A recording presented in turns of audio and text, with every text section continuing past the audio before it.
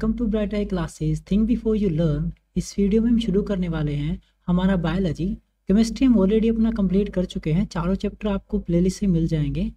आज इस वीडियो से हम शुरू करने वाले हैं अपना बायोलॉजी का चैप्टर 1 जो कि हमारा है लाइफ प्रोसेस। चैप्टर नंबर 5 जो कि था पीरियोडिक टेबल, वो हमारे एनसीईआरटी से इस साल कट कर दिया गया है। तो इस सेशन से हम शुरू करने वाले हैं हमारा चैप्टर नंबर 1 बायोलॉजी। शुरू करते हैं अपना फर्स्ट चैप्टर।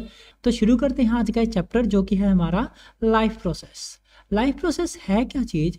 जैसे ही आपका बर्थ होता है तो बेबी, उसके बाद एक आपकी एज आता है जब जिसको बोलते हैं अपन टीनेजर, देन आपका एज आता है जिसको बोलते हैं एडल्ट, देन ओल्ड एज, और उसके बाद हो जाता है डेथ। तो बर्थ से लेकर डेथ तक की जो ये जर्नी है, इसके बीच में हमारी बॉडी में बहुत सारे चेंजेस आते हैं। उन चेंजेस के लिए बहुत सारे सेल्स, बहुत सारे ऑर्गन्स, सारी चीज़ें, हमारी ग्रोथ, ये सब चीज़ें रिस्पॉन्सिबल होती हैं। उन्हीं को हम आज यहाँ पर पढ़ने वाले हैं। तो सबसे पहले बोला गया है how do we tell difference between कि क्या चीज़ें लाइव हैं और कौन सी चीज़ें अलाइव हैं। हम इनमें कैसे चीज़ों को डिफ्रेंशिएट करते हैं। अगर कोई डॉग या फिर कोई काव, अगर दोनों क्या कर रहे हैं, रन कर रहे हैं, हम उनकी ये कंडीशन को देखकर बता सकते हैं कि both are living in nature. अगर हम ये देखें कि दे आर एस्लीप, अगर वो सो चुके हैं तो अब ये कोई मूवमेंट नहीं शो कर रहे हैं। अगर ये मूवमेंट नहीं शो कर रहे हैं, इफ़ दे आर डेड, नहीं, तो इसी को हम स्टडी करने वाले हैं। We should still think that they were alive but did not know that we see them breathing, we know that they are alive, क्योंकि वो क्या कर रहे हैं, ब्रीदिंग कर रहे हैं, और हम उनकी एक्टिविटी को नोट करने के बाद ये बता सकते हैं कि वो लाइव हैं। देन व्हाट अबाउट प्लांट्स, जो ना ही आप उनकी कोई मूवमेंट, ब्रीदिंग को आप चेक करके ये बता सकते हैं कि वो अलाइव हैं। But what about plants that have leaves of colour other than green, अगर कोई प्लांट कैसा है, ग्रीन इन कलर है, इसके मतलब वो क्या है, लाइव है ना। लेकिन बहुत सारे प्लांट्स कैसे होते हैं जिनके जो लीव्स होते हैं वो डिफरेंट डिफरेंट कलर्स के होते हैं। तो उनके बारे में कैसे आप प्रिडिक्ट कर पाओगे कि वो लिविंग है या नॉन लिविंग है। आगे चलते हैं। In other words we tend to think short of movement, हम बहुत तरह की मूवमेंट्स देखते हैं। इधर growth related as evidence of being alive, अगर वो ग्रोथ कर रहा है तो ये एक एविडेंस है कैसा, अलाइव आने का। But plants that is not visible growing and still alive, जो प्लांट्स है, जैसे कि आपने अगर किसी प्लांटेशन आज आपने इस प्लांट की है, ऐसा नहीं है कि कल ये बहुत बड़ा हो जाएगा और आपको फ्रूट्स वगैरह ये देना शुरू कर देगा, ऐसा नहीं है। इनकी जो ग्रोथ होती है वह बहुत ही स्लो होती है। And some animals can breathe without visible movements, बहुत सारे एनिमल्स भी ऐसे हैं जो बगैर किसी विजिबल मूवमेंट्स के ही ब्रीद करते हैं। तो आप ब्रीदिंग से या फिर किसी की मूवमेंट से या ग्रोथ से आप ये नहीं बता पाते हैं कि वो चीज़ें लाइव है या आपकी अलाइव हैं। So using visible movements as the definition of characteristic of life is not enough, कि आप ये 2 या 3 कैरेक्टर्स को ही, चीज़ों को अगर आप एनालाइज करके ये बता पाएँ कि वो चीज़ें लाइव हैं या अलाइव है, तो ये बहुत ही मुश्किल है। हमें उसके लिए और चीज़ें देखनी पड़ेंगी।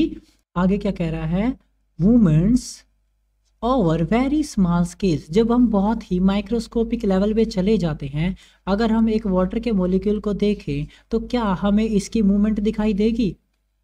अगर हम नेक्ड आई से देखें तो आपको मॉलिक्यूल्स की जो मूवमेंट है वो दिखाई नहीं देती, जो कि ये हमारे लिए कैसी है, इनविजिबल है। क्या ये जो मूवमेंट है नेसेसरी है किसी लाइफ के लिए, ये वो कहने की कोशिश कर रहा है। फॉर एग्जांपल, अगर ये कोई वाटर का ग्लास है और आपने उसके ऊपर नेक्ड आइज से अगर देखा है, आपने उसको ऑब्जर्व किया है, क्या इसके अंदर आपको वाटर के मॉलिक्यूल की जो मूवमेंट है, वाटर का जो मॉलिक्यूल होगा उसमें एक हाइड्रोजन का एटम होगा, हाइड्रोजन के एटम के अंदर इलेक्ट्रॉन, प्रोटॉन और न्यूट्रॉन होंगे। इलेक्ट्रॉन जो है बाहर वाले सेल्स के अंदर, न्यूक्लियस के बाहर क्या लगा रहे होंगे, चक्कर लगा रहे होंगे, क्या आपको मूवमेंट वो दिखाई देंगी? वो कहने का मतलब ये है कि ये जो मूवमेंट है, क्या इनको ऑब्जर्व करना हमारी लाइफ के लिए इंपॉर्टेंट है। अगर हमें ये बताना है कोई चीज़ लिविंग है या नॉन लिविंग है, तो क्या हमें इतना माइक्रोस्कोपिक लेवल पे जाके स्टडी करना जरूरी है? अगर हम वायरस की बात करें, वायरस कैसा है, ये जब तक अपनी होस्ट बॉडी का मतलब जिस बॉडी के अंदर ये एंटर करने वाला है, जिस अगर ये बॉडी के बाहर है तो इसे डेड कंसीडर किया जाता है, अगर ये बॉडी के अंदर एंटर कर जाता है तो ये कैसे एक लिविंग की तरह बिहेव करता है। तो अब इसके लिए आज ये बहुत सारी कंट्रोवर्सी चली हुई है कि जो आपका वायरस है वो नेचर में आपका लिविंग है या नॉन लिविंग है। ये देखिए, viruses do not show any molecular movement in them until they infect some cell. जब तक वो किसी सेल के टच में नहीं आते तो वो कोई भी मॉलिक्यूलर एक्टिविटी को शो नहीं करते, तो तब तक तो वो डेड हैं। Then that is partly why there is a controversy about whether they are truly alive और नॉट, कि इसीलिए जो आपके अगर वायरस है तो बॉडी के बाहर रहेगा तो डेड की तरह बिहेव करेगा, जैसे वो सेल के अंदर एंटर कर गया तो वो लिविंग की तरह बिहेव करेगा। तो इसके ऊपर आज भी ऐसे कंट्रोवर्सी चलती रहती है कि जो आपका वायरस है वो नेचर में लिविंग है या नॉन लिविंग है। Why molecular movements needed for life, we have seen earlier classes that living organisms are well organized structure। जो लिविंग ऑर्गेनिज्म है उनके अंदर एक वेल ऑर्गेनाइज स्ट्रक्चर होती है। यहाँ पे एक न्यूक्लियस होता है, इसके साथ अटैच होती है एंडोप्लाज्मिक रेटिकुलम। एंडोप्लाज्मिक रेटिकुलम दो तरीके की होती है, एक होती है रफ एंडोप्लाज्मिक रेटिकुलम, एक होती है smooth endoplasmic reticulum. Rough endoplasmic वो होती है जिसकी सरफेस के ऊपर राइबोसोम्स होते हैं, और आपकी स्मूथ एंडोप्लाज्मिक रेटिकुलम वो होती है जो एकदम प्लेन होती है, इसकी सरफेस पे कोई भी राइबोसोम स्टे नहीं करते, इसीलिए इसको बोलते हैं स्मूथ एंडोप्लाज्मिक रेटिकुलम। अगर आप देखो ये एक एंडोप्लाज्मिक रेटिकुलम है, अगर मैं इसकी सरफेस पे ऐसे स्मॉल राइबोसोम्स को अगर प्लेस करवा देता हूं तो ये जो सरफेस हो जाएगा मेरा मूवमेंट के लिए वो कैसा हो जाएगा, रफ हो जाएगा। जैसे कि आपने रोड का एग्जांपल भी देखा होगा, एक तो प्लेन रोड है, एक टूटी फूटी रोड है। ये एक टूटी फूटी रोड है तो इसीलिए इसको बोला गया है रफ एंडोप्लाज्मिक रेटिकुलम। और अगर इस सरफेस पे कुछ भी नहीं लगा हुआ है तो यहाँ पे मूवमेंट कैसे हो जाएगी, स्मूथ, इसीलिए इसे बोला जाता है स्मूथ एंडोप्लाज्मिक रेटिकुलम। ये है यहाँ लाइसोसोम्स, यहाँ पे हमारा होता है आपका माइटोकॉन्ड्रिया, और यहाँ पे होता है क्लोरोप्लास्ट या फिर पिगमेंट। अगर ये कौन सा सेल है, प्लांट सेल है, तो बहुत अलग तरीके के ऑर्गन्स यहाँ पे वेल ऑर्गेनाइज होते हैं। यही कह रहा है कि जो लिविंग ऑर्गेनिज्म होते हैं उनके अंदर जो सेल होते हैं वो वेल ऑर्गेनाइज होते हैं। They can have tissue have cell. ये देखिए, ये छोटा सा क्या था हमारा सेल, बहुत सारे सेल्स मिलके क्या बना देंगे, टिश्यू बना देंगे। बहुत सारे टिश्यू मिलके क्या बना देंगे, ऑर्गन बना देंगे, और बहुत सारे ऑर्गन्स मिलके क्या बना देंगे, एक ऑर्गन सिस्टम बना देंगे। देखिए अगेन, सबसे छोटा जो पार्ट है उसे बोला जाता है smallest functional unit of our body is cell. Cell से मिलकर बनता है टिश्यू से मिलकर बनता है ऑर्गन से मिलकर बनता है ऑर्गन सिस्टम। और हर कोई ऑर्गन एक किसी भी वर्क के लिए स्पेशलाइज्ड होता है, वो हम अभी पढ़ने वाले हैं। Because of effect of environment this organised order nature structure is likely to breaking down due to their environmental effect. कहना क्या चाह रहा है, एनवायरमेंटल इफेक्ट की वजह से ये जो ऑर्डर है आपका ये ब्रेक डाउन होता रहता है और नो लॉन्गर भी अलाइव। अगर ये देखो ये ब्रेक डाउन होता रहता है, अगर किसी बॉडी के अंदर 100 सेल्स हैं फॉर एग्जांपल, अगर ये ब्रेक होते जा रहे हैं, 99 रह गए, 98 हो गए, तो इस कंडीशन में जाते जाते एक टाइम पे ऐसा आएगा कि इसके पास 0 सेल्स हो जाएंगे। इसका मतलब ये कैसा हो जाएगा, अलाइव हो जाएगा, मतलब कैसा हो जाएगा, नेचर में डेड हो जाएगा। देखिए, if the breaks down continuously they नॉन्गर बी अलाइव। सो ये जो लिविंग क्रिएचर होते हैं ये अपने सेल्स को रिपेयर और मेंटेन करते रहते हैं। Since all structures are made up of molecules, जितनी भी स्ट्रक्चर्स हैं किसकी बनी हुई हैं, मॉलिक्यूल की बनी हुई हैं। They must move molecules around all time, जितनी भी चीजें हैं हमेशा मॉलिक्यूल्स के अराउंड ही आपकी रहेंगी। आगे चलते हैं। अब ये जो रिपेयरिंग का जो सीन है, ये रिपेयरिंग कैसे होता है, रिपेयरिंग के लिए चाहिए होती है हमें, रिपेयरिंग के लिए चाहिए कि हमें एनर्जी कहाँ से मिलेगी, हमें फूड से एनर्जी कैसे मिलेगी, न्यूट्रिशन की फॉर्म में। न्यूट्रिशन कैसा रहेगा, ऑटोट्रॉपिक और हेट्रोट्रॉपिक, दो तरीके से नेचर में रहेगा, जिसको फर्दर स्टडी करने वाले हैं। व्हाट आर लाइफ प्रोसेसेस, ये लाइफ प्रोसेसेस होते क्या है। अब जो मेंटेनेंस है, जो हमारे सेल्स हैं वो तो कंटिन्यूसली, अगर देखो maintenance function of living organism must go on even when you are not doing any particular work, जब आप कोई काम नहीं कर रहे हैं ना, तब भी जो मेंटेनेंस है वो तो हमेशा चलनी रहनी चाहिए, क्योंकि जो मॉलिक्यूल्स है वो हमेशा क्या कर रहा है, मॉलिक्यूल्स ब्रेक डाउन हो रहे हैं, ब्रेक डाउन हो रहे हैं तो क्या हो रहा है, आपका डेड जो है वो क्या हो रहा है, आपका डैमेज हो रहा है। और डैमेज को करने के लिए क्या, रिपेयर का वर्क हमेशा चलते रहना चाहिए। तो अगर आप लेटे भी हुए हैं, अगर आप बैठे हैं, आप सो रहे हैं, आप लेटे हैं, तब भी जो मेंटेनेंस का जो काम है वो चलते रहना चाहिए। The process which together perform maintenance job are called life process। ये जो मेंटेनेंस का जो प्रोसेस है, ये जो चलता है, इसी को क्या बोलते हैं, लाइफ प्रोसेस बोलते हैं। जैसे कि अगर न्यू बॉर्न बेबी है, उसके बाद उसका साइज भी इंक्रीज करेगा, जिसे अपन क्या बोलते हैं, ग्रोथ। इस ग्रोथ के लिए क्या होगा, उसे उसके सेल को और भी ज्यादा डेवलप होना पड़ेगा। डेवलप होने के लिए उसे एनर्जी चाहिएगी, और एनर्जी किसकी फॉर्म में लेगा, फिर वो फूड की फॉर्म में आपका लेगा। Since these maintenance process are needed to prevent damage, जो हमारे सेल्स की जो डैमेज हो रही है, तो उसीलिए हमें क्या चाहिए होता है, मेंटेनेंस प्रोसेस। और मेंटेनेंस प्रोसेस के लिए क्या चाहिए होती है, एनर्जी। जो energy comes from outside of the individuals body.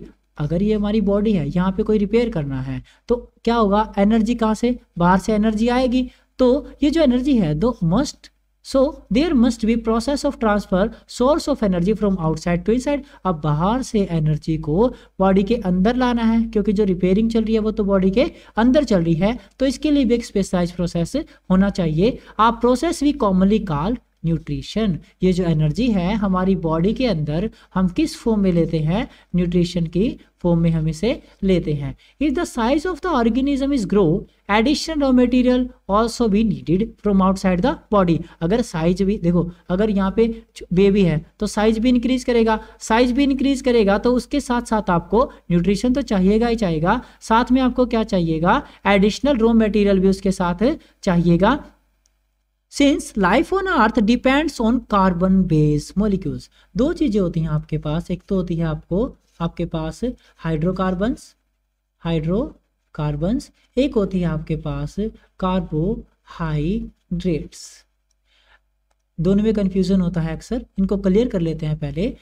Hydrocarbons वो चीजें होती हैं, हाइड्रो प्लस कार्बन, जो हाइड्रोजन और कार्बन की कॉम्पोजिशन से बनी हो। फॉर एग्जांपल CH4, ये एक हाइड्रोकार्बन है। हमने लास्ट चैप्टर में पढ़ा जो हमारे एल्केन्स, एल्काइंस और एरोमेटिक रिंग्स, ये सब किसके एग्जांपल है, आपके हाइड्रोकार्बन्स के। At the other and carbohydrates क्या होता है, ऐसे कंपाउंड्स जो कार्बन, हाइड्रोजन, ऑक्सीजन से मिलकर बने हों, इन्हीं को क्या बोलते हैं, कार्बोहाइड्रेट्स। फॉर एग्जांपल C6H12O6, ये जो हमारा स्टार्च है या हमारा शुगर हम बोल सकते हैं, ये किसका फॉर्म है, आपका कार्बोहाइड्रेट्स का। आगे तो अगर आपको आपकी बॉडी का साइज में ग्रोथ करवाना है तो आपको ये कार्बन बेस्ड मॉलिक्यूल्स की रिक्वायरमेंट पड़ेगी। Most of this food sources also carbon base, क्योंकि ये कार्बन बेस हैं। Depending on the complexity of carbon source, different organism can use different kind of nutrition process. क्योंकि जो आपके एल्केन्स, एल्काइंस और आपके एरोमेटिक रिंग, क्योंकि ये कैसे हैं, कॉम्प्लेक्स सब्सटेंसेस हैं। सिंपल सब्सटेंस जैसे एल्केन्स होता है, फिर जैसे जैसे आप आगे बढ़ते जाते हैं आपके जो सब्सटेंसेस है वो और भी ज़्यादा कॉम्प्लेक्सेस होते जाते हैं। इसी वजह से अलग अलग जो ऑर्गेनिज्म होंगे वो अलग अलग मोड ऑफ न्यूट्रिशन को फॉलो करेंगे, मतलब अलग अलग तरीके से अपना न्यूट्रिशन लेने की कोशिश करेंगे अपने बाहर से। The outside sources of energy could be quite varied, since अलग अलग हो सकते हैं हर किसी के लिए। एनवायरमेंट किसी के कंट्रोल में नहीं है, environment is not under the control of individual organism. इसी वजह से जो सोर्स ऑफ एनर्जी है, ब्रेक डाउन करना उसको और बिल्टअप करना बॉडी के अंदर, therefore need to be break down और built up in the body and must be and finally converted into uniform source of energy. Finally क्या करना है, उसे एक यूनिफॉर्म सोर्स ऑफ एनर्जी में कन्वर्ट करना है, that can be used for various molecular movements for the maintenance of living structure, जिसको हम फर्दर किस में यूज करेंगे, हमारे जो सेल्स है उनकी मेंटेनेंस के लिए उसे यूज करेंगे। As well as to the kind of molecules the body needs to grow. अगर बॉडी को नीड ग्रो करना है तो अलग अलग तरीके के आपको क्या चाहिएंगे, रॉ मटेरियल्स चाहिएंगे। अब इसके लिए फॉर दिस, इस चीज के लिए क्या होगा, आपके एक सीरीज ऑफ केमिकल रिएक्शन होगी। जैसे कि देखो आप क्या करते हो, C6H12O6 की फॉर्म में आपने स्टार्च ले लिया है ना, स्टार्च ले लिया और उसके बाद क्या करेंगे, आप रेस्पिरेशन लेंगे, ऑक्सीजन इसे देंगे, फिर ये क्या करेगा, सेल के पास जाएगा, आपने फूड इनहेल किया था उसका ट्रांसपोर्ट होगा सेल के पास, सेल वहां से ऑक्सीजन लेगा, उसको ब्रेक डाउन करेगा, पायरुवेट एसिड बनेगा। ये जो सीरीज ऑफ इसके लिए क्या होंगे, प्रोसेस होंगे फर्दर। ये कहना चाह रहा है कि for this a series of a chemical reaction needed to be body to necessary. तो इसके लिए बॉडी को बहुत सारे केमिकल रिएक्शंस करने पड़ेंगे। तो इसके लिए ऑक्सीडाइजिंग और reducing reactions are some are the most common means of breakdown of molecules. ये जो मॉलिक्यूल है C6H12O6, इसके लिए रिडक्शन और ऑक्सीडाइजेशन ऐसे दो तरीके की आपकी रिएक्शन मोस्ट कॉमन है जो कि परफॉर्म की जाती हैं। रिडक्शन रिएक्शन और ऑक्सीडेशन रिएक्शन अगर आपने नहीं देखा है तो पहले वाले चैप्टर में आप विजिट कर सकते हैं, वहां पे मैंने इनके बारे में डिटेल डिस्कशन किया है। The process of acquiring of oxygen from outside of the body and using in the process of breakdown of molecules is called respiration। हम सांस को लेते हैं क्योंकि हम C6H12O6 इस फॉर्म में हमारे कार्बोहाइड्रेट्स को गेन करते हैं। जब ये ऑक्सीजन की प्रेजेंस में आता है तो क्या करता है, एक कॉम्प्लेक्स सब्सटेंस से सिंपलर सब्सटेंस में ब्रेक डाउन कर देता है, जिसे हम क्या कर सकते हैं, इजीली एनर्जी, इससे एनर्जी को डेवलप करवा सकते हैं, जिसको एनर्जी को फर्दर जो हमारे सेल की मेंटेनेंस के लिए यूज किया जाता है। ये जो प्रोसेस है इसी को बोला जाता है रेस्पिरेशन। आगे चलते हैं। इसको शुरू करने से पहले कुछ बेसिक चीजें देख लेते हैं। आपके दो तरीके के सेल होते हैं, एक तो आपका होता है यूनिसेलुलर और एक होता है आपका मल्टी सेलुलर। यूनिसेलुलर क्या होता है, ऐसा आपका ऑर्गेनिज्म जो एक तरीके के सेल से मिलकर बना होता है उसे बोलते हैं यूनिसेलुलर। जो आपका एक से ज्यादा तरीके के सेल से मिलकर कोई ऑर्गेनिज्म बना हुआ है उसे बोलते हैं मल्टीसेलुलर। यूनिसेलुलर का एग्जांपल है आपका अमीबा और मल्टीसेलुलर का आपका एग्जांपल है humans. We are example of multicellular organisms. आगे इससे पहले एक दो और चीज इधर देख लेते हैं। जो सेल्स हैं उनसे पहले भी on the basis of nucleus cell को दो फर्दर कैटेगरीज में डिवाइड करते हैं। एक तो आपका होता है प्रोकैरियोटिक, एक होता है आपका यूकैरियोटिक। प्रो का मतलब पहले, कैरियोट का मतलब न्यूक्लियस। जिनकी जो डिस्कवरी है न्यूक्लियस से पहले हुई है, मतलब इनके अंदर वेल डिफाइंड न्यूक्लियस नहीं होते। आगे देखिए यूकैरियोटिक, यू का मतलब होता है ट्रू, कैरियोट का मतलब होता है न्यूक्लियस। मतलब ये जो स्पीसीज हैं इनके अंदर जो न्यूक्लियस है वो वेल डिफाइंड होता है। तो humans are example of eukaryotic and amoeba is an example of prokaryotic. अब प्रोकैरियोटिक यूकैरियोटिक आपने पढ़ लिया। अब देखते हैं आगे। In case of single celled organism no specific organs of taking food. अगर ये कोई अमीबा है, ये इसका न्यूक्लियस है जो कि वेल डिफाइंड नहीं है, तो इसके पास कोई फिक्स पॉइंट नहीं होता जहां से ये फूड को इनटेक करता है। अगर हम ह्यूमंस की बात करें, अगर हम हमारी बात करें तो हमारे पास क्या है, माउथ है जहां से हम क्या करते हैं, फूड को इनटेक करते हैं। लेकिन अदर एंड पे जो अमीबा है इसके पास कोई भी स्पेसिफिक पॉइंट नहीं होता, लोकेशन नहीं होता जहां से ये फूड को गेन करे। अगर इसके किसी भी साइड पे फूड आ गया तो ये उसी को वहीं से गेन कर लेगा। इसके पास एक प्रॉपर्टी होती है जिसकी वजह से ये अपनी डिजायर्ड शेप गेन कर लेता है। उस प्रॉपर्टी को बोला जाता है सूडोपोडिया। सूडोपोडिया एक ऐसी प्रॉपर्टी होती है, it is a property by which amoeba can change its shape. फिर you can say pseudopodia is the property of amoeba by which it can change its desired shape. तो इसी वजह से क्या करता है, जिस साइड से भी अगर आपने स्लाइम देखा हो, स्लाइम को अगर आप हाथ पे रखोगे तो वो इसके चारों तरफ फैल जाएगा। अगर आप इसके ऊपर रखोगे स्लाइम को तो इसको कवर कर लेगा। सेम मैनर में आपका रहेगा अमीबा। अमीबा क्या करेगा, अगर आपने उसके किसी भी साइड पे, अगर आप उसके किसी भी साइड पे अगर आपने उसके फूड आ गया उसके टच में, तो वो उसको क्या कर लेगा, ऐसे करके एंगल्फ कर लेगा, उसको अंदर ले लेगा, ठीक है। और दूसरी एंड पे क्या है, अगर हम बात करें यूकैरियोटिक की या फिर आप बोल सकते हैं मल्टी सेलुलर ऑर्गेनिज्म की, ह्यूमंस की, हमारे पास फिक्स पॉइंट्स होते हैं जहां से हम फूड को क्या करते हैं, इनटेक करते हैं, या हम रेस्पिरेशन जो करते हैं वो नोज से करते हैं, सांस हम नोज से लेते हैं, तो हमारे पास फिक्स पॉइंट होते हैं। आगे बढ़ते हैं। Exchange of gases and removal of waste may be needed because the entire surface of organism contact with the environment. पूरी की पूरी जो बॉडी है वो एनवायरनमेंट के टच में है, इसीलिए जो एक्सचेंज ऑफ गैस और रिमूवल ऑफ वेस्ट है वो रिक्वायर्ड होता है। बट अगर हम बात करें कॉम्प्लेक्स ऑर्गेनिजम्स की, जैसे कि हमारी, it increases and the body size also become complex, तो क्या होता है मल्टी सेलुलर ऑर्गेनिज्म में all cells may not be direct contact with surrounding environment. हमारे जितने भी जो सेल्स हैं वो डायरेक्ट एनवायरनमेंट की सराउंडिंग्स में नहीं होते, तो हमें क्या करना पड़ता है, हमें रेस्पिरेशन करना पड़ता है, जिससे हम क्या कर सकें, हमारी जो ऑक्सीजन की डिमांड है उसे फुलफिल कर सकते हैं। Next is we have seen previously कि जो मल्टी सेलुलर ऑर्गेनिज्म होते हैं वो बॉडी पार्ट्स हमारे स्पेशलाइज होते हैं। अगर हम बात करें हार्ट की, वो किसके काम आता है, हमारा पंपिंग ऑफ ब्लड के काम आता है। अगर हम बात करें नोज की, वो रेस्पिरेशन के काम आती है। अगर हम बात करें हमारे माउथ की, वो फूड के इनटेक के काम आती है। तो मल्टी सेलुलर ऑर्गेनिज्म में जो आपके ऑर्गन्स होते हैं वो स्पेशलाइज्ड होते हैं एक स्पेशल वर्क के लिए। आगे चलते हैं।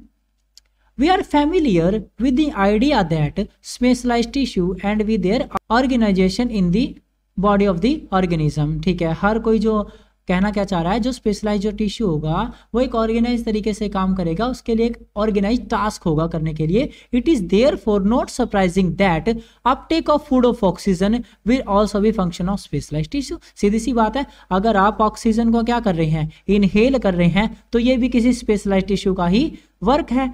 तो this pose a problem sees the food and the oxygen. अगली लाइन में क्या कहेगा कि अगर जब भी आपके ऑक्सीजन और, क्योंकि आपने क्या लिया था, हाइड्रोकार्बन इनटेक किया था, साथ में ऑक्सीजन, जब भी आपका हाइड्रोकार्बन और ऑक्सीजन रिएक्ट करेगा, केमिकल रिएक्शन करेगा, तो आपका बायो प्रोडक्ट्स जरूर बनेंगे, बायो प्रोडक्ट्स जरूर बनेंगे। और ये जो बायो प्रोडक्ट्स हैं ये हमारी बॉडी के लिए कैसे होते हैं, हार्मफुल होते हैं। तो इन बॉडी के बायो प्रोडक्ट्स को आपको क्या करना पड़ेगा, एग्जिट मतलब बाहर करवाना पड़ेगा, एक्सक्रीट करवाना पड़ेगा, और इसी प्रोसेस को बोलते हैं excretion. This situation creates a need for the respiration system for carrying food and oxygen from one part to another part. हर एक पार्ट से दूसरे पार्ट तक क्या कह रहा है, ये ऊपर वाले पोर्शन में ये कह रहा है कि जैसे हमने फूड तो इनटेक कर लिया, जो कि हमारे कहाँ गया, स्टमक में गया, लेकिन हमें जो अलग अलग पार्ट्स में एनर्जी की जरूरत है, अलग अलग जो सेल है, सेल के अंदर एक रिएक्शन होगी, रेस्पिरेशन से ऑक्सीजन अंदर जाएगी, जो हमारा माइटोकॉन्ड्रिया है वो एनर्जी बनाएगा, वो एनर्जी हमारी मूवमेंट के लिए या हमारी ग्रोथ के लिए यूज की जाएगी। तो अभी फूड कहाँ है, फूड तो हमारा स्टमक में है, लेकिन जाना कहाँ चाहिए, हर एक सेल के पास जाना चाहिए। तो उनके लिए, उन सेल के लिए, या फिर उस सेल तक फूड को ले जाना, या तो फिर ऑक्सीजन को वहां तक ले जाना, हर किसी के लिए एक स्पेशलाइज सेल होता है। When a chemical reaction use the carbon sources and oxygen sources, तो बायो प्रोडक्ट बनता है। और अगर बायो प्रोडक्ट जो बनेगा हमारी बॉडी के लिए हार्मफुल होता है, ये जो बायो प्रोडक्ट है हमें क्या जरूरत होती है, हमारी बॉडी से बाहर निकालने की। और ये जो प्रोसेस होता है जिससे हम क्या करते हैं, हमारी बॉडी के बाहर इस बायो प्रोडक्ट को निकालते हैं, इसी को बोलते हैं एक्सक्रीशन। ठीक है, जो कि मैंने बता दिया है। आगे चलते हैं।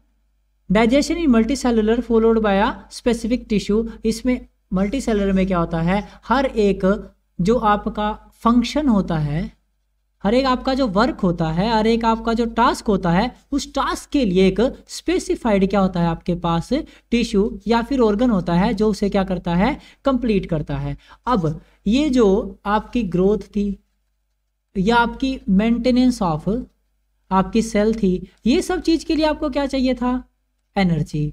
और ये जो एनर्जी हम इनटेक करते हैं from outside the body in the form of nutrition, और ये न्यूट्रिशन किस तरीके के होते हैं आपके ऑटोट्रॉपिक और हेट्रोट्रॉपिक, इसी को अपन अब पढ़ने वाले हैं। व्हेन वी वॉक और ride a bicycle we using of energy even we are not doing any work, तो अभी हमें एनर्जी की जरूरत होती है। तो we also need material from outside of the body to grow करने के लिए, किसकी फॉर्म में, synthesise protein and other substance needed in the body. तो this source of energy and the main source is food weight. ये जो हम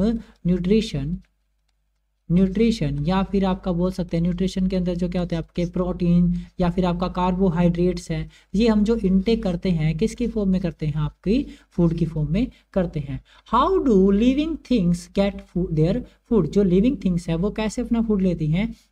The general requirements of energy and material is common in all organism। हर किसी को जिंदा रहने के लिए या सर्वाइव करने के लिए एनर्जी की जरूरत है, but it is fulfilled by different ways. तो हर किसी में क्या है, अलग अलग तरीके से, जैसे हमने क्या देखा था अभी मीवा जो कि अपने हर तरीके से फूड को क्या करता है, इनटेक करता है। लेकिन जहाँ ह्यूमंस की बात करें तो वो हमारे माउथ से ही हम फूड को इनटेक करते हैं। तो हर जो ऑर्गेनिज्म है उसका जो फूड को इनटेक करने का, या हम बोल सकते हैं न्यूट्रिशन को इनटेक करने का जो तरीका होता है वो अलग अलग होता है। Some organism use simple food material obtained from organic substance in the form of carbon dioxide and water। For example ऑटोट्रॉपिक्स बोले तो आपके प्लांट्स ये क्या करते हैं, सिंपल आपका organic sources carbon dioxide, organic sources carbon dioxide और वाटर की प्रेजेंस में अपना क्या करते हैं, फूड को प्रिपेयर करते हैं। ये कहना चाह रहा है कि कार्बन डाइऑक्साइड एंड वाटर की दिस ऑर्गेनिज्म को क्या बोलते हैं अपन, इन्हीं ऑर्गेनिजम्स को हम बोलते हैं ऑटोट्रॉप्स।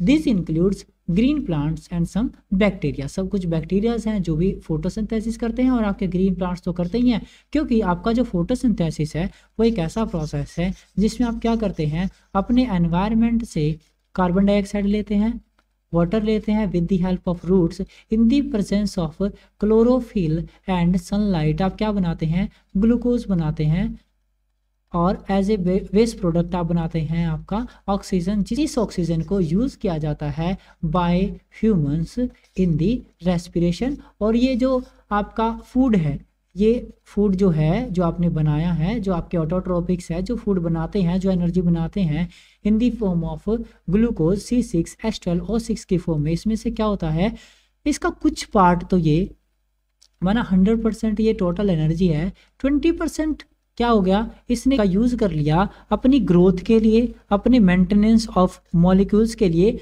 80% जो आपकी एनर्जी है वो कहाँ स्टोर हो जाएगी, आपकी वैक्यूल्स के अंदर। वैक्यूल्स क्या होते हैं, जो अगर आपके ये दो सेल्स हैं, आपको ऐसे ही पता चल जाएगा अगर आपने 9th क्लास में अच्छे से पढ़ा है तो, अगर ये वैक्यूल का साइज है और ये वैक्यूल का साइज है तो कौन सा सेल है, अगर ये वैक्यूल का साइज है इतना बड़ा है तो ये कैसा सेल है, एक आपका प्लांट सेल है। प्लांट्स के अंदर वैक्यूल का साइज बड़ा होता है क्योंकि इन्हें अपनी जो एनर्जी है वो स्टोर करके रखनी पड़ती है बहुत दिनों तक, क्योंकि जब भी इनको फेवरेबल कंडीशन मिलेगी क्या, जो कि क्या रहेगी आपकी सनलाइट, CO2 और H2O, तभी ये क्या कर पाएंगे, अपना फर्दर फूड बना पाएंगे। लेकिन अगर हम एनिमल की बात करें तो उनके पास बहुत सारे सोर्सेज होते हैं, क्योंकि वो क्या करते हैं, आपका ना जो फूड है वो गेन कर लेते हैं किनसे, ऑटोट्रोपिक से। इसी वजह से इनके लिए वैक्यूल का साइज क्या होता है, छोटा होता है। अगर हम ह्यूमंस की बात करें तो हम क्या करते हैं, हम शॉर्ट पीरियड ऑफ टाइम में ही अपना जो फूड है वो दोबारा लेते रहते हैं किसी भी फॉर्म में, सॉलिड या लिक्विड किसी भी फॉर्म में हम अपना जो फूड है वो गेन कर रहे होते हैं। शॉर्ट पीरियड ऑफ टाइम है तो हमें स्टोर करने की ज़्यादा ज़रूरत नहीं है, इसीलिए जो हमारे पास जो वैक्यूल्स का साइज होता है वो बहुत ही छोटा होता है as compare to plants. At the other end plants को स्टोर करना पड़ता है, इसीलिए उनके पास वैक्यूल का साइज बड़ा होता है। तो ये अपना जो 80% जो फूड जो एनर्जी बच गया था उसको फ्रूट्स के अंदर मेनली स्टोर कर देता है।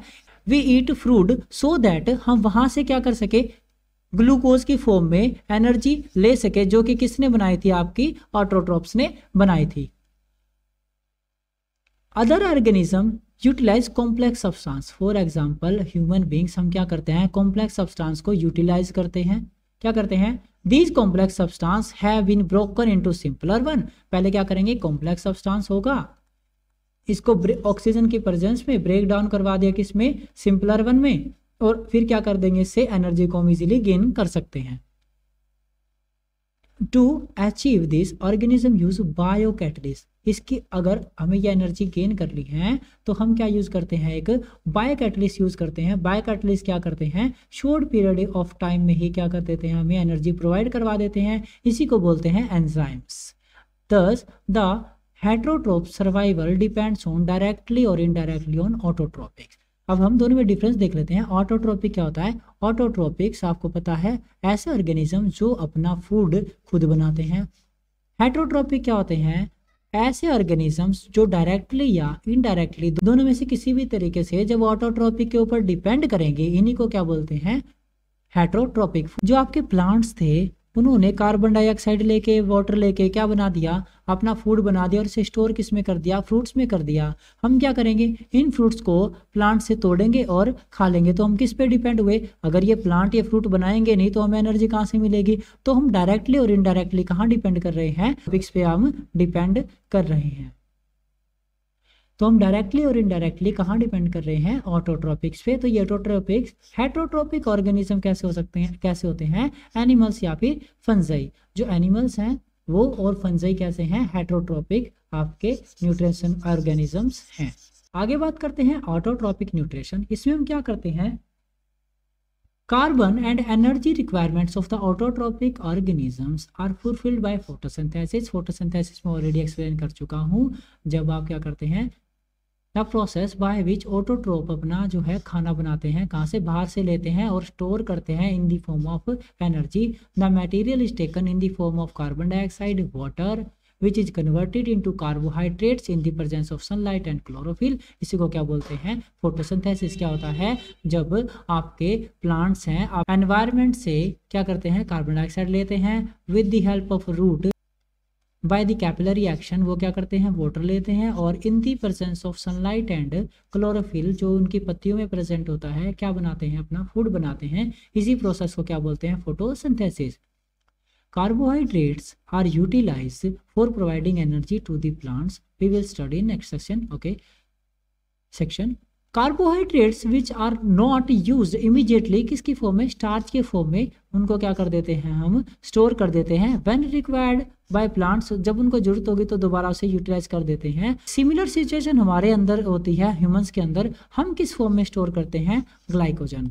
जो आपके प्लांट्स हैं, जो एनर्जी इन्होंने बनाई है, जितनी यूटिलाइज करनी है, जैसे 20% यूटिलाइज कर ली, जो 80% बची है वो किसकी फॉर्म में ये लोग स्टोर करते हैं, जो आपके ऑटोट्रोप्स हैं, स्टार्च के फॉर्म में। और अदर हैंड हम अगर बात करें किसकी, एनिमल्स की, ये अपनी एनर्जी को किस फॉर्म में स्टोर करेंगे, ग्लाइकोजन, ग्लाइकोजन की फॉर्म में स्टोर कर लेंगे। आगे देखते हैं, जो ये दिखाया आपका photosynthesis, carbon dioxide H2O, chlorophyll sunlight की प्रेजेंस में, C6H12O6, oxygen as a by product and water. ये है हमारा क्या, फोटोसिंथेसिस। सिंथेसिस। आगे कुछ, the following event occur during photosynthesis. क्या क्या होता है, जो absorption of light energy by the chlorophyll. अगर ये आपकी कोई, मेरी ड्राइंग इतनी अच्छी नहीं है तो आप इसी से अंदाजा लगा लें थोड़ा, ये क्या है। अगर मैंने इसका क्रॉस सेक्शन काटा, अगर हम एक लीफ लेते हैं, ये आपका एक लीफ है, अगर मैं इसका यहाँ से इसे कट कर देता हूँ, ये है इसका क्रॉस सेक्शन, और अगर मैं इसे देखता हूँ तो ये कुछ ऐसी सी दिखाई देगी, सामने से कुछ ऐसी दिखाई देगी। ये वाली जो आपने छोटे छोटे से ऐसे करके इसके ऊपर स्केल्स देखे होंगे, इन्हीं को बोला जाता है वेन्स। मेन वाली को बोला जाता है लैमिना, और जो ये वाला है जो आपका, इसे बोला जाता है मिरपेड। अब यहाँ से ये वाला अगर आपका जो पोर्शन है, इसे आपने क्या बोला, जाइलम और फ्लोएम। जाइलम एंड फ्लोएम क्या होता है, हमने क्या देखा, जो वाटर है वो तो रूट्स ने गेन किया ना, रूट्स ने क्या है, the help of capillary action, roots ने ले लिया। लेकिन जो वाटर है वो चाहिए कहाँ, लीव्स को चाहिए। तो अगर ये एक प्लांट है, ये वाटर आपका यहाँ था, और ये आपका जो सेकंड पोर्शन में बता रहा हूँ, ये आपके लीव्स वाला पोर्शन। तो पानी तो यहाँ इन्होंने यहाँ से ले लिया, यहाँ से पानी ले लिया, लेकिन जाना तो ये कहाँ है, चाहिए तो यहाँ पे है। तो यहाँ से यहाँ तक जो पानी को ट्रांसपोर्ट करना है वो भी तो कोई ट्रांसपोर्ट करेगा, तो उसके लिए भी एक टिश्यू होता है। हमने क्या देखा था, हर एक टास्क के लिए एक स्पेशलाइज्ड टिश्यू है। तो इस जो टास्क को कंप्लीट करने वाला टिश्यू है उसे बोलते हैं xylem.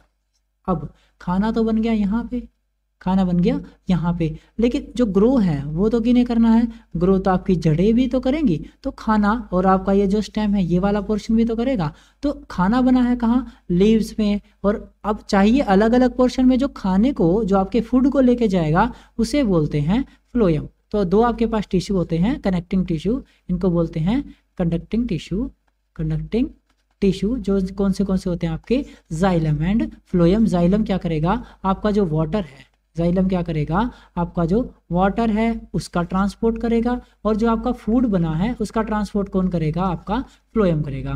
For your memory trip आप ऐसे याद रख सकते हैं, फ्लोएम शुरू हुआ फै से, तो फै से ही बनता है फूड, तो फ्लोएम लेके जाएगा क्या, आपका फूड, और बचा कौन, जाइलम।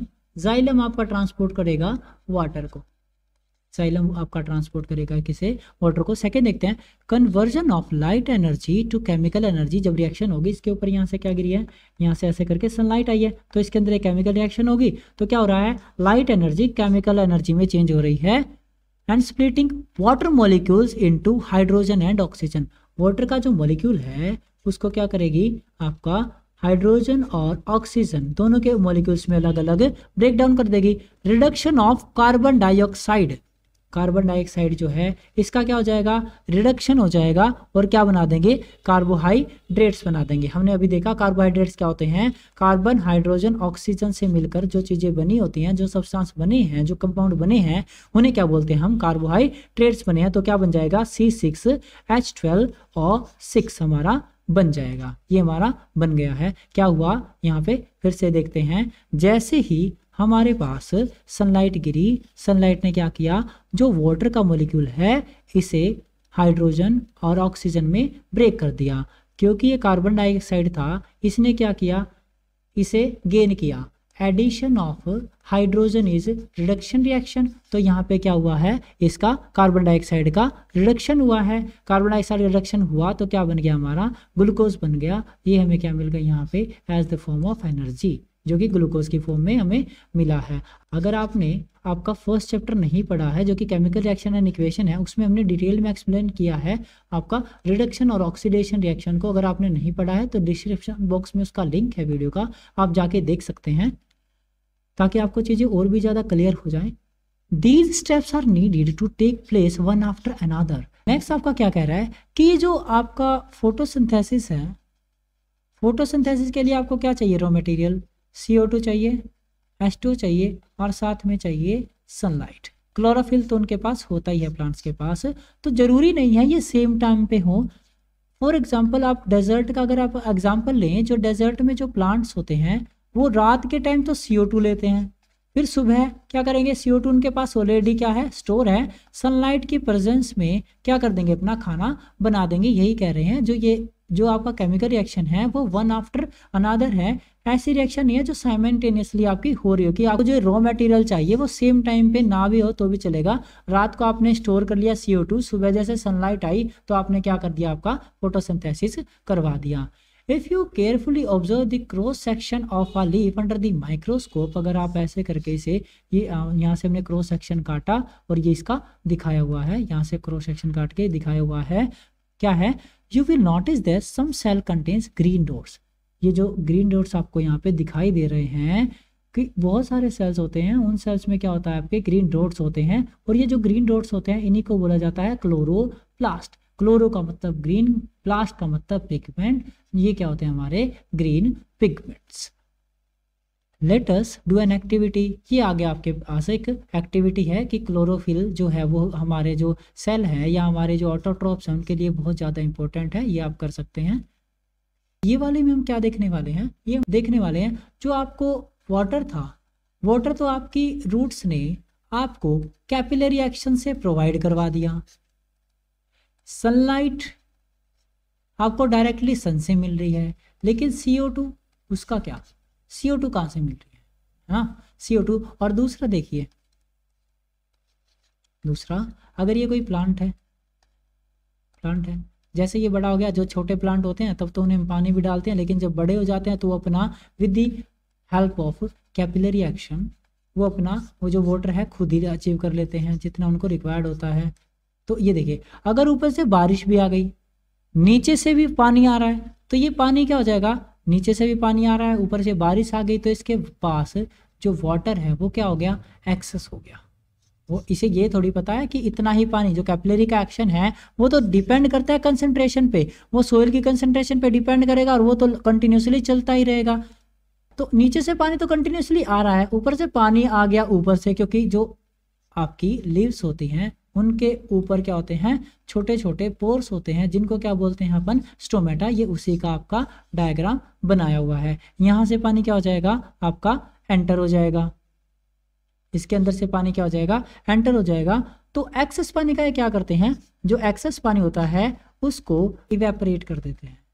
इवेपोरेट कर देते हैं। दो फॉर्म्स होती हैं आपकी पानी की, जो इवेपोरेशन की दो फॉर्म्स होती हैं। कैसे कैसे होता है, एक तो होता है आपका ट्रांसपिरेशन, दूसरा होता है आपका इवेपोरेशन। क्या डिफरेंस है दोनों में, जब आपका जो वाटर है वो वेपर की फॉर्म में चेंज हो जाए, वेपर की फॉर्म में चेंज हो जाए, कहाँ से, वाटर बॉडीज से। वाटर बॉडीज से जब उड़ जाए पानी, कहने का मतलब यह है जब पानी वाटर बॉडी से उड़ेगा, जैसे कि आपका एग्जांपल लेक या फिर रिवर, यहाँ से अगर आपका पानी उड़ रहा है, इस प्रोसेस को बोलते हैं इवेपोरेशन। ट्रांसपिरेशन क्या होता है, एरियल पार्ट्स ऑफ प्लांट से, जो कि आपके क्या है, लीव्स हैं, स्टेम भी हो सकता है, जब एरियल पार्ट से क्या हो जाए, पानी वेपर की फॉर्म में कन्वर्ट कर रहा हो, उसे बोलते हैं transpiration. When water from aerial parts of plants convert into vapors, this process is called transpiration. ये क्या हो गया, ट्रांसपिरेशन हो गया। अब एक्सेस पानी को उड़ाना था तो उसके लिए क्या चाहिए था हमें, और ये हमें चाहिए थे पोर्स, और इन्हीं पोर्स को क्या बोलते हैं अपन, स्टोमेटा। क्या जो ये पोर्स हैं वो बस पानी के काम आते हैं, नहीं, क्योंकि आपका जो रॉ मटेरियल आपको क्या बच गया था, CO2, वो भी कहाँ से एंटर करेगा, एक्सचेंज ऑफ गैसेस जो होगी कहाँ से होगी, with the help of stomata, जिनको क्या बोला जाता है, गार्ड सेल। देखिए, we have talked about stomata which are teeny pores present on the surface of leaves. Massive amounts of gaseous exchange take place through the pores of stomata at the time of photosynthesis. जब आपका photosynthesis हो रहा होता है तो जो आपका action है कार्बन डाइऑक्साइड का अंदर जाना और क्या है आपका ऑक्सीजन का बाहर जाना, हायर कंसंट्रेशन का बाहर जाना, मतलब कि higher concentration to lower concentration जब चीज़ें जाती हैं, इसी को क्या बोलते हैं हम, डिफ्यूजन। गैसेस को क्या बोलते हैं, इसको डिफ्यूजन। तो जब आपका फोटोसिंथेसिस हो रहा होता है तो लार्ज अमाउंट में क्या हो रहा था, यहाँ पे डिफ्यूजन साथ के साथ चल रहा होता है, क्योंकि जो फोटोसिंथेसिस है उसके लिए क्या चाहिए, CO2 ऐसा रॉ मटेरियल चाहिए, और CO2 जब रॉ मटेरियल मिलेगा तभी क्या आपका होगा, फोटोसिंथेसिस शुरू होगा। जब फोटोसिंथेसिस चल रहा है तो साथ के साथ CO2 एंटर कर रही है, इसी को क्या बोला गया है, diffusion. But it is important to note that exchange of gases occurs across the surface of stems, roots, leaves as well. Since large amount of water can also be lost through the stomata, the plants close the pores when it does not need carbon dioxide for photosynthesis. The opening and closing of stomata are the function of guard cell. The guard cells swell when water flows into them, causing stomata pores open. Similarly, pores close if guard cell shrink. देखिए क्या है कि ये क्या कह रहा है कि जो अक्रॉस द स्टोमेटा बहुत सारी गैसेस तो आपके एक्सचेंज हो रही है, साथ के साथ लार्ज अमाउंट में आपका वाटर भी एक्सचेंज हो रहा है, जिसको बोलते हैं हम क्या, transpiration. Opening and closing of stomata क्या होता है, मैं आपको दिखाता हूँ अभी। अगर आपका ये कोई लीफ है, मैं इसके ऊपर स्मॉल स्मॉल पोर्स लगा देता हूँ। Opening and closing of stomata को हम एक एक्सपेरिमेंट से अगर देखें तो फॉर एग्जांपल अगर ये आपका लीफ है इनिशियली है, जैसे इसके अंदर पानी आएगा, जैसे इसके अंदर पानी आएगा तो ये अपने साइज को क्या करेगा, इंक्रीज करेगा, और जैसे ही अपने साइज को ये इंक्रीज करेगा, आप इसीलिए देख पा रहे हैं, तो इसके ऊपर जो पोर्स है जो आपको पहले विजिबल नहीं थे अब ये आपको दिखाई दे रहे हैं। अगर देखें तो पहले जो पोर्स थे अभी आपको इनिशियली दिखाई नहीं दे रहे हैं, क्योंकि क्या है, ये भी श्रिंक फॉर्म में है। श्रिंक फॉर्म में मतलब क्या है, इसके अंदर पानी की कमी है। जैसे ही जो कैपिलरी रिएक्शन से इसके अंदर वाटर आएगा तो ये अपने साइज को इंक्रीज करेगा, और साइज को जैसे ही इंक्रीज करेगा तो इसके ऊपर जो स्टोमेटाज हैं वो क्या हो जाएंगे, ओपन हो जाएंगे। और स्टोमेटा जब ओपन हो जाएंगे तो इसके अंदर क्या होगा, एक्सचेंज ऑफ गैसेस होएगा, as well as at the same time यहाँ पे क्या हो रहा होगा, ट्रांसपिरेशन भी हो रहा होगा। फॉर एग्जाम्पल अगर आपने एक क्या लिया है, ये ब्रेड मोल्ड लिया है ना, ब्रेड लिया है, इसके ऊपर आप ना ऐसे करके छोटे छोटे 2-4 होल कर लें, उसको क्या करो, पानी में आप डाल दो।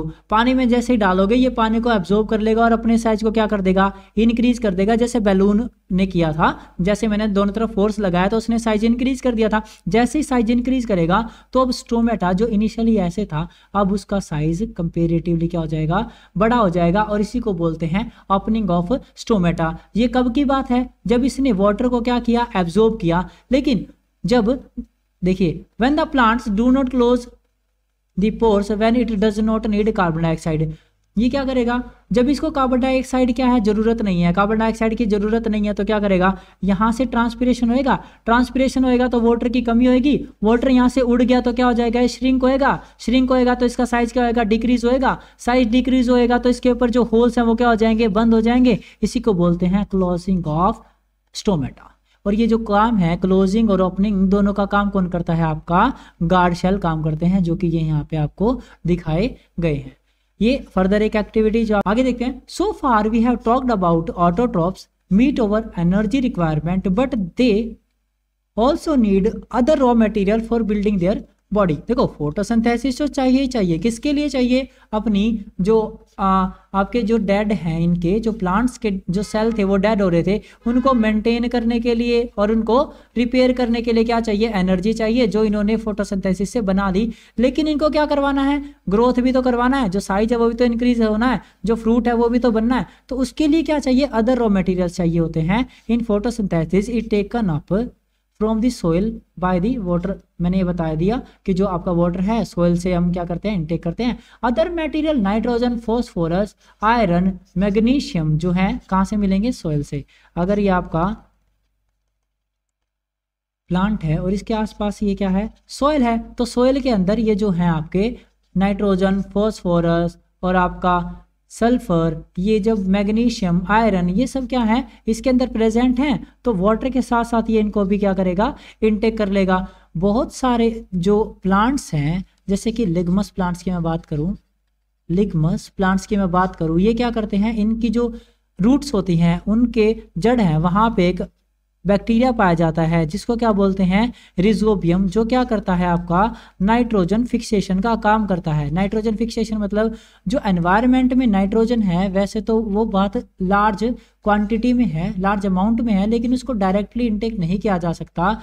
वो क्या करता है, रिजोबियम, जो लिग्मस, जो दालें हैं उनकी जोड़ों में मिलता है, उसको फिक्स करता है और क्या करता है, प्लांट को प्रोवाइड करवाता है। इसीलिए कुछ गैप इंटरवल के बाद एग्रीकल्चर में बीच में यहाँ पे लिग्मस की खेती मतलब दालें उगाई जाती हैं, ताकि जो हमारा सोइल है उसमें जो नाइट्रोजन की जो कमी हुई है पिछले, जो आपने जो भी उसके अंदर जो प्लांट या फिर जो भी एग्रीकल्चर जो भी आपने उसके अंदर उगाया हो, उसकी वजह से जो नाइट्रोजन की कमी हुई है उसको क्या कर सके, फिल कर सके, कौन, रिजोबियम उसे फुलफिल कर सके। तो इसीलिए क्या उगाते हैं आप, इंटरवल पे दालों को उगाते हैं। देखिए, nitrogen is essential element used in synthesis of protein and other compounds. This is taken up in the form of nitrates and nitrites, or it taken up by organic compounds such have been prepared by bacteria. इसी को क्या बोलते हैं अपन, रिजोबियम। ये जो रिजोबियम है nitrogen fixation का भी काम करता है।